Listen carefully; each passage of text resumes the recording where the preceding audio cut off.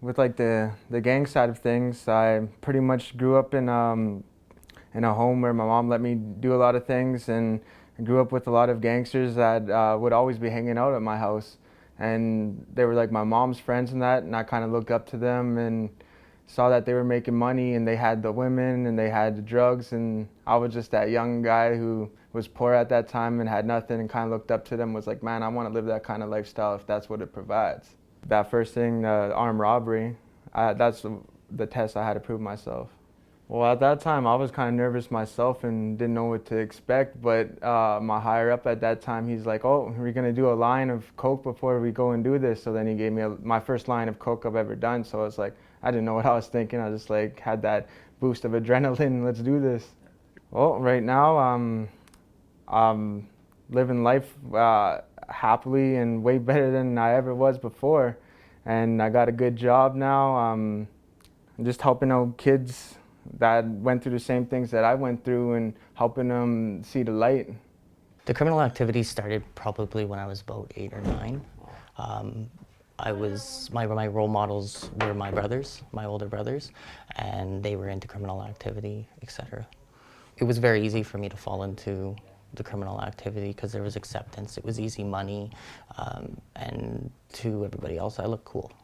Theft, drug dealing,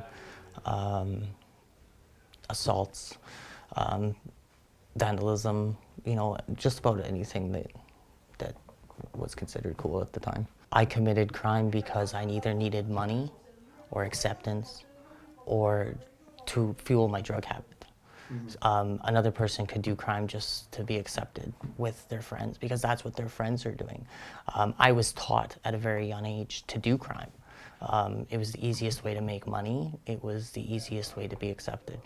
These youth grow up in certain areas with certain friends, certain neighborhoods, and they develop a certain framework of how to make friends, and it's usually developed in maybe I guess a pro-criminal type way where the framework is like the gang involvement. And that sense of belonging is what everybody needs. Everybody needs that, everybody strives for that, everybody wants to have that sense of belonging. It's just like the friends and companions they have access to or that they grow up with are, they have family gang involvement, they grow up in gangs, it's the neighborhoods that they grow up in. And so that sense of belonging is still there. It still needs to happen. It just doesn't really happen in the same framework as, say, I grew up in different areas of the town. There's always going to be kids in the inner city looking for somewhere to belong. There's always going to be a gang there ready for them to, do dirty work for, and negative peers to hang around with. That's just the reality of it, and it will be.